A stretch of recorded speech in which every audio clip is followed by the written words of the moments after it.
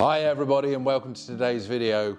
You join Maisie and I on the sofa, and by the end of this video you'll be able to establish whether you can earn a passive income of £500 a month, £1,000 a month, or even £1,500 a month from your property.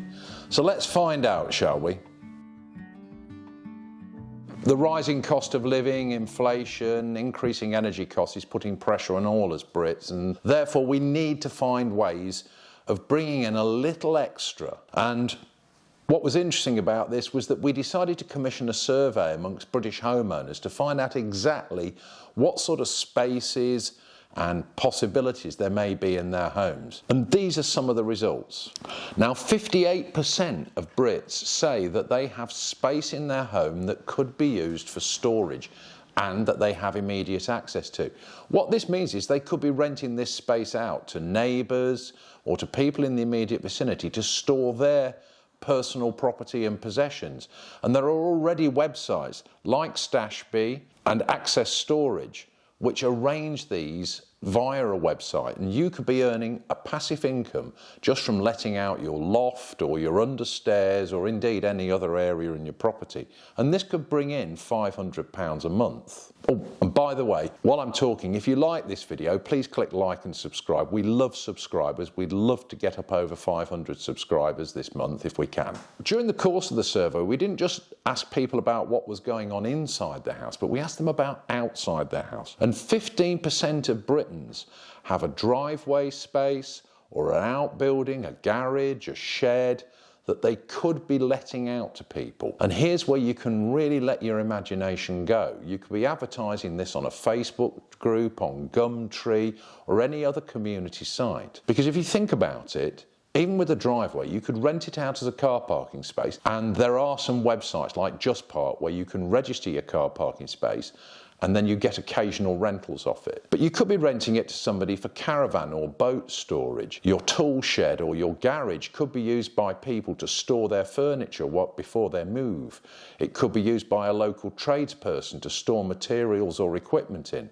Many people have small businesses and don't necessarily have the storage on their own home to be able to keep those things safely. And again, you could be earning £500,000 a month. It's not difficult.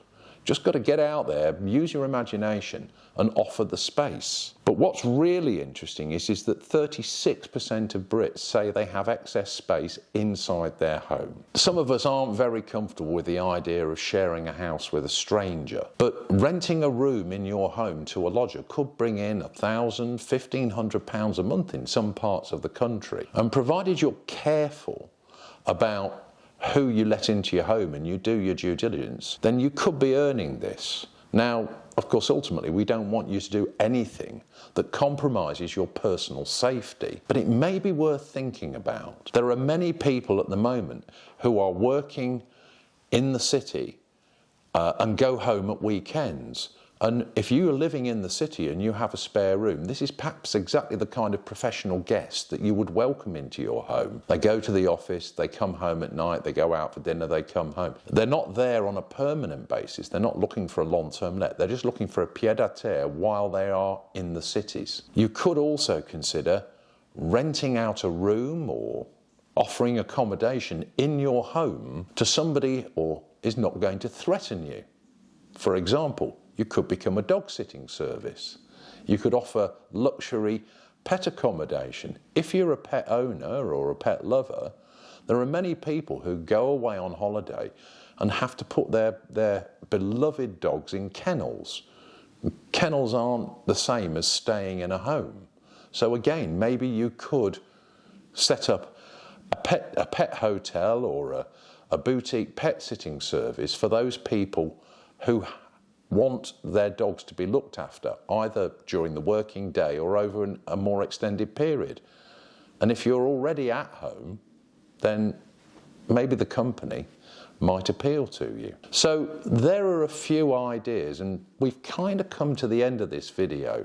If you've got any other alternative ideas that you think might be useful, please put them in the comments below, because we'd like to hear your input as well as to how we can all make the best use of our property during these difficult times. At the start of the video, I said that I was going to be showing you a way that you could save up to £10,000 in stamp duty on your next acquisition. The truth of the matter is that here at Cornerstone SDLT Refunds, we've recovered over £15 million in the last 12 months in SDLT overpayments, mainly from things like mixed use, claims missed, granny annex relief claims missed, and in many cases the numbers are far higher than £10,000. The important thing is that you check your stamp duty. We'd be more than happy to give you a free review, and if we find something, we can handle the recovery on your behalf. And before we go, let me just say that you can find links to us in the description below, and from Maisie and I, it's a fond goodbye. Thanks for listening.